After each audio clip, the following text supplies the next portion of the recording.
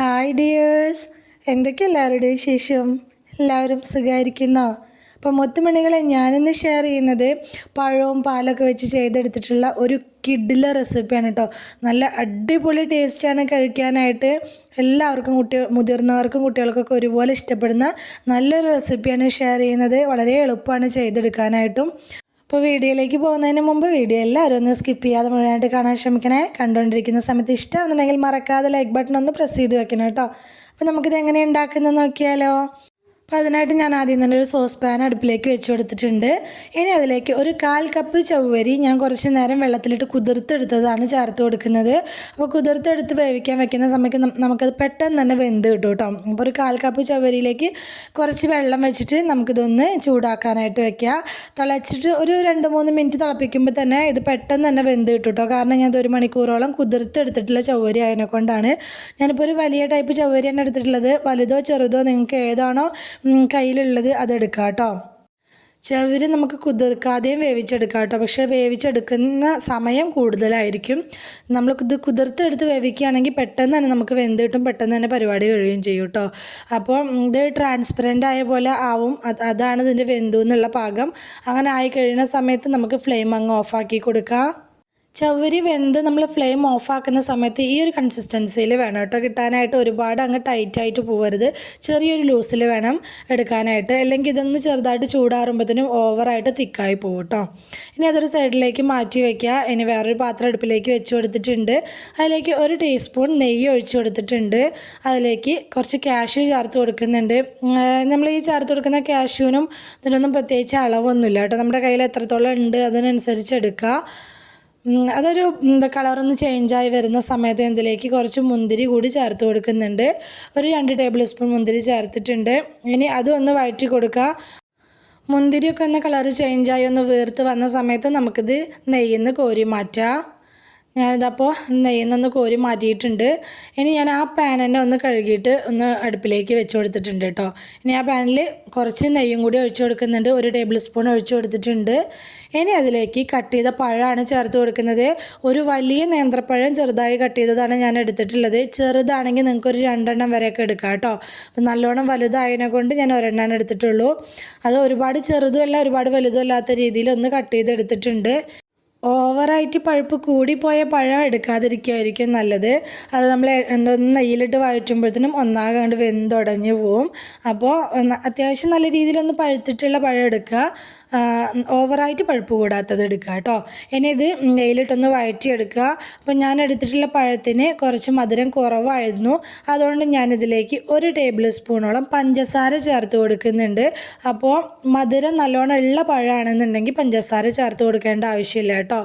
ഞാനിപ്പോൾ 1 table spoon പഞ്ചസാര ചേർത്ത് കൊടുത്തിട്ട് നന്നായിട്ടൊന്ന് വഴറ്റിയെടുക്കുകയാണ്.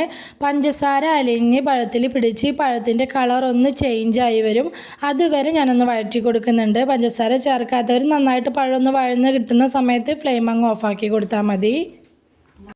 ഇതുപോലെ ഒന്നായി കിട്ടുന്ന സമയത്ത് ഫ്ലെയിം അങ്ങ് ഓഫാക്കി കൊടുക്കുക കേട്ടോ.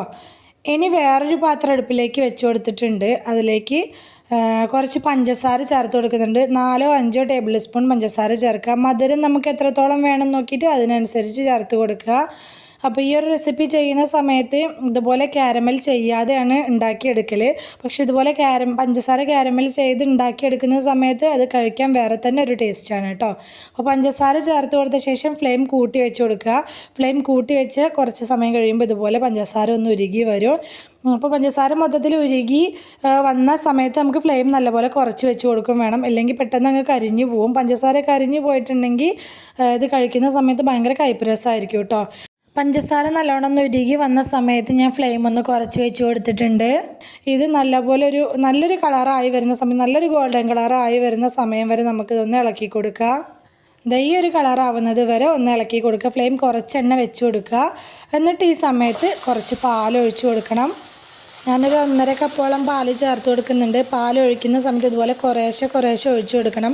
അതുപോലെ തന്നെ പാൽ ഒഴിക്കുന്ന സമയത്ത് പെട്ടെന്ന് ആവി പൊന്താനുള്ള ചാൻസ് ഉണ്ട്. അപ്പോൾ ശ്രദ്ധിച്ച് വേണം കേട്ടോ ഒഴിച്ചു കൊടുക്കാനായിട്ട്. അപ്പോൾ കുറേശ്ശെ അങ്ങ് ഒഴിച്ചു കൊടുത്തിട്ട് ആവി അങ്ങോട്ട് പോയി കഴിഞ്ഞ ശേഷം മുഴുവനായിട്ട് അങ്ങ് ഒഴിച്ചു കൊടുക്കുക. അപ്പോൾ ഈ പഞ്ചസാര നമ്മൾ കാരമൽ ചെയ്തത് അടിയിൽ ഇങ്ങനെ കട്ട പിടിച്ചിട്ടുണ്ടായിരിക്കും. ജസ്റ്റ് ഒന്നിങ്ങനെ ഇളക്കി കൊടുത്ത് ചൂടാക്കി എടുക്കുന്ന സമയത്ത് അതങ്ങ് അലിഞ്ഞ് വന്നോളൂ കേട്ടോ. അപ്പോൾ ഇതിപ്പോൾ നമ്മളിങ്ങനെ ഇളക്കുന്ന സമയത്ത് അടിയിൽ ഇങ്ങനെ ഭയങ്കര കട്ടിയായിട്ട് തോന്നും. പക്ഷേ നമ്മൾ ഫ്ലെയിം അങ്ങ് കൂട്ടി വെച്ച് കൊടുത്തിട്ട് പാലങ്ങ് ചൂടാക്കി എടുക്കുന്ന സമയത്ത് പഞ്ചസാരയൊക്കെ നല്ലപോലെ അലിഞ്ഞ് നമ്മുടെ പാലിൻ്റെ കളറൊക്കെ ഒന്ന് മാറി വരും കേട്ടോ. ആ സമയത്ത് നമ്മൾ ആദ്യം വേവിച്ച് മാറ്റി വെച്ചിട്ടുള്ള ചവ്വരി ഇതിലേക്ക് ഒഴിച്ചു കൊടുക്കുക. എന്നിട്ട് നന്നായിട്ടൊന്ന് ഇളക്കി കൊടുക്കുക. ഇനി അത് വേവാനായിട്ടൊന്നുമില്ല, ചവ്വരി വെന്തിട്ടുള്ളതാണ്. ആ പാലിലേക്ക് ആ ചവ്വരി ഒന്ന് ചേർന്ന് കിട്ടുന്ന വിധത്തിൽ നന്നായിട്ടൊന്ന് തിളപ്പിച്ചെടുക്കണം. ഈ സമയത്ത് ഞാൻ ഇതിലേക്ക് 2 ഏലക്കായ ചതച്ചത് ചേർത്ത് കൊടുക്കുന്നുണ്ട്. ഏലക്കായപ്പൊടി കയ്യിലുള്ളവർ അത് ചേർത്ത് കൊടുത്താലും മതി. കയ്യിലില്ലാത്തതുകൊണ്ട് ഞാൻ ചതച്ച് ചേർത്തതാണ്. നല്ലപോലെ ഒന്ന് തിളപ്പിച്ചെടുക്കുക. ഒന്ന് ജസ്റ്റ് ഒന്ന് കുറുകി വരണം. അതുവരെ ഒന്ന് നമുക്കിതൊന്ന് തിളപ്പിച്ചെടുക്കണം. ചവ്വരിയല്ലേ പെട്ടെന്ന് തന്നെ കുറുകി കിട്ടും. ഒന്ന് കുറുകി വന്ന സമയത്ത് നമുക്കിതിലേക്ക് വഴറ്റിയെടുത്ത് വെച്ചിട്ടുള്ള നമ്മുടെ പഴം ചേർത്ത് കൊടുക്കുക. ഞാൻ മുഴുവനായിട്ട് ചേർക്കുന്നില്ല, കുറച്ച് അവിടെ മാറ്റി വെച്ചിട്ട് ബാക്കിയുള്ളത് ചേർത്ത് കൊടുക്കുകയാണ്. മുകളിലൊന്ന് ഡെക്കറേറ്റ് ചെയ്യാൻ വേണ്ടിയിട്ട് കുറച്ചവിടെ വെച്ചിട്ടുണ്ട് കേട്ടോ. ബാക്കിയെല്ലാം ഇതിലേക്ക് ചേർത്ത് കൊടുത്തിട്ടുണ്ട്. ഇനി നമുക്കിത് കുറച്ച് നേരം ഒന്നങ്ങ് തിളപ്പിച്ചെടുക്കണം.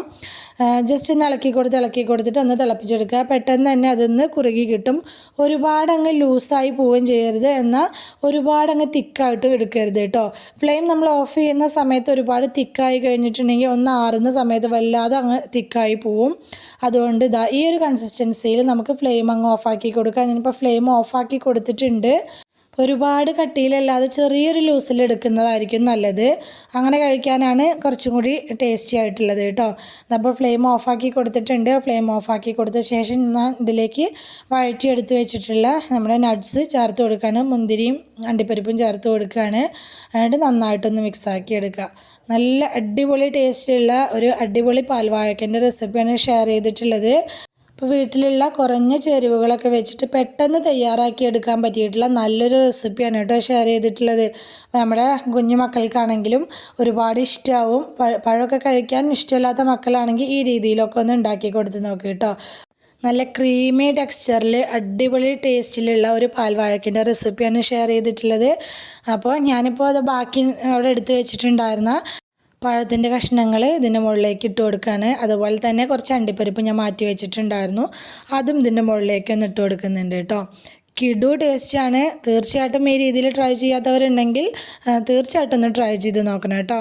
അപ്പോൾ ഇന്നത്തെ നമ്മുടെ പാൽവാഴക്കിൻ്റെ റെസിപ്പി എല്ലാവർക്കും ഇഷ്ടമായി എന്ന് വിചാരിക്കുകയാണ്. ഇഷ്ടമായിട്ടുണ്ടെങ്കിൽ സബ്സ്ക്രൈബ് ചെയ്യാതെ കാണുന്ന കൂട്ടുകാരുണ്ടെങ്കിൽ പ്ലീസ് ഒന്ന് സബ്സ്ക്രൈബ് ചെയ്ത് സപ്പോർട്ട് ചെയ്യണേ.